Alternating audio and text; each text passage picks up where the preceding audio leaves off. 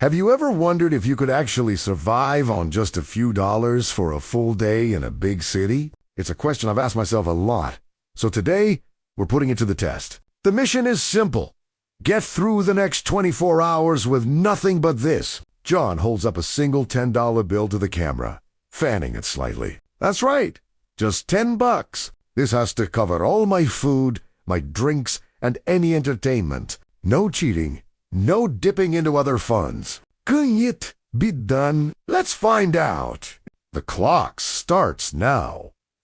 The first test of my willpower hits almost immediately. My usual routine involves grabbing a fancy latte from the corner cafe, but at $5 a cup, that would blow half my budget in one go. So, Plan B is in effect. Back at my apartment, I'm digging out the instant coffee from the back of the cupboard. It's not glamorous, but it's hot, caffeinated, and most importantly, it's free. For breakfast, I'm heading to the local discount grocer. I managed to snag a small carton of eggs, a single banana, and a loaf of bread that was on sale. The grand total comes to just under $3. Back home, I whip up some scrambled eggs on toast with a side of sliced banana. It's a surprisingly filling and nutritious start to the day, and my wallet is still looking healthy. With the morning conquered, the afternoon presents a new challenge: how to stay entertained without spending money. The city has plenty of options if you know where to look. Instead of a movie or shopping,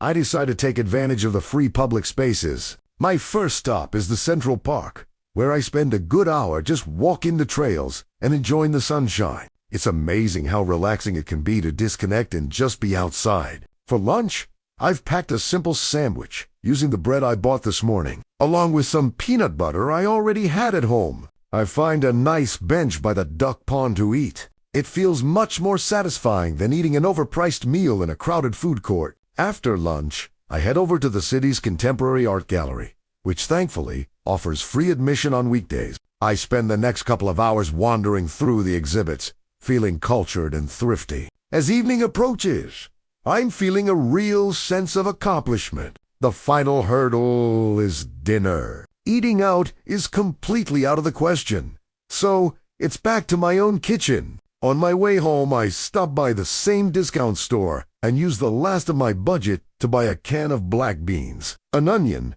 and a small packet of rice. With some spices from my pantry, I cook up a hearty and flavorful dish of black beans and rice. It's simple, but it's delicious and incredibly cheap to make. As I sit down to eat, I tally up my spending for the day. After breakfast to my dinner ingredients, I look at what's left. John holds up a few coins and a dollar bill to the camera. I have $2.50 remaining. We did it. 20-4 hours on less than $10. So, what's the takeaway from this little experiment? It's clear that with a bit of planning and a willingness to break from your usual habits, it's entirely possible to live on a very tight budget. It forces you to get creative, to appreciate the simple things, and to discover the free resources your city has to offer. It wasn't always easy, and I definitely missed my fancy coffee, but it was a valuable lesson in If you enjoyed watching me tackle this challenge, make sure to hit that like button and subscribe for more adventures. Let me know in the comments what challenge you'd like to see me take on next.